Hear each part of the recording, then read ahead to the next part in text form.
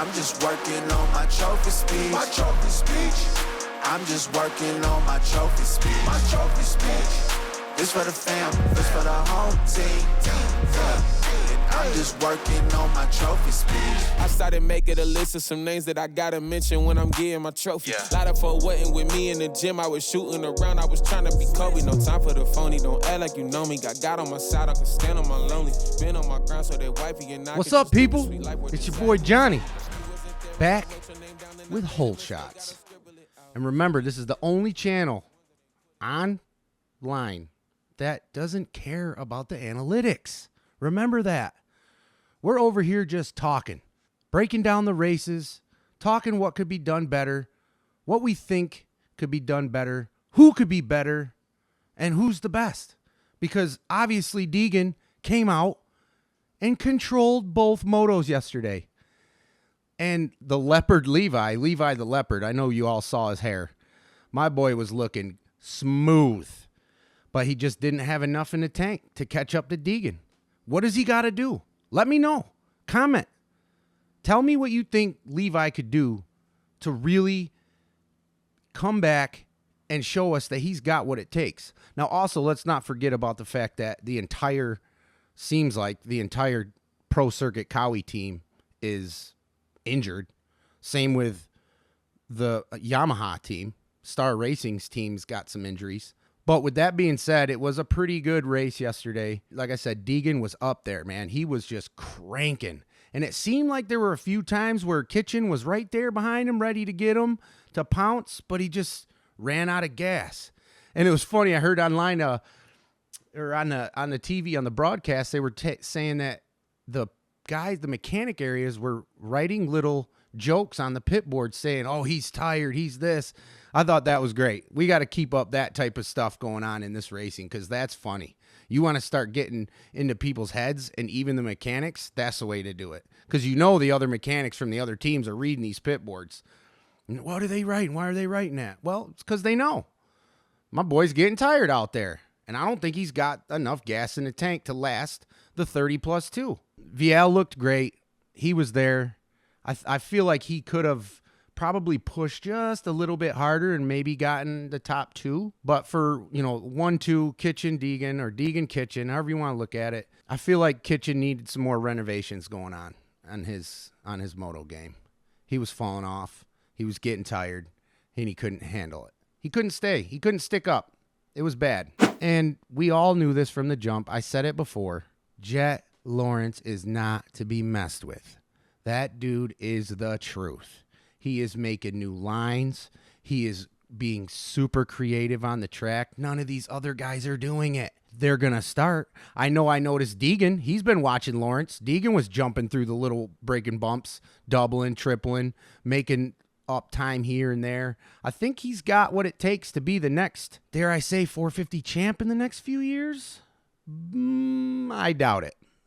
Jett Lawrence is the man, the myth, the legend. His older brother, Hunter, was right there the whole time. And it looked as if Hunter was trying a little bit to keep up. But it seemed as the race went on and the pace was going, everybody just kind of fell back and got lost in that pocket.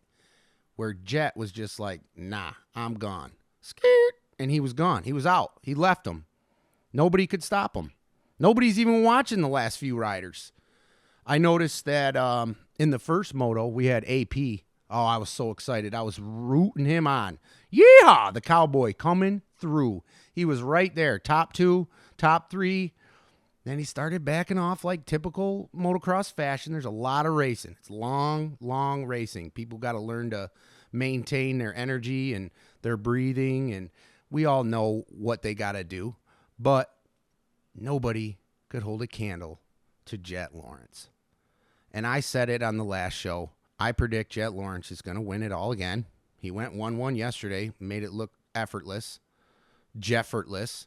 And also, I know we all saw Chase coming in, but Chase also, he ran into the back end of somebody, which he had a little trouble with his front end. Typical Chase fashion. Always having problems with the front end of his bike. It doesn't make any sense. I don't understand it. I don't get it. What's his problem?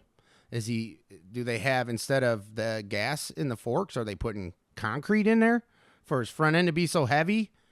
I don't know.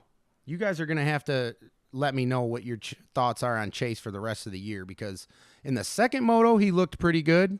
I really do think that we're going to have a 2 years in a row, undefeated champion in Jett Lawrence. Unless you guys think there's somebody else that could come in and ruin the party. I guess we'll have to wait and see next week at Hangtown what comes up with this. Let me know. Comment.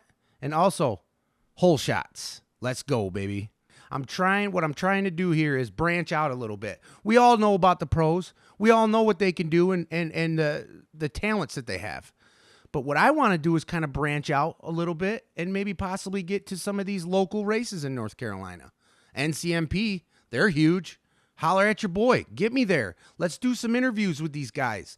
Let's get some stuff going. Let's give these professional guys in the districts that they're in, let's give them some exposure. Let's help them get their faces on the internet if they don't have any type of way to do that. I'm willing to help out, give interviews, whatever you want to do.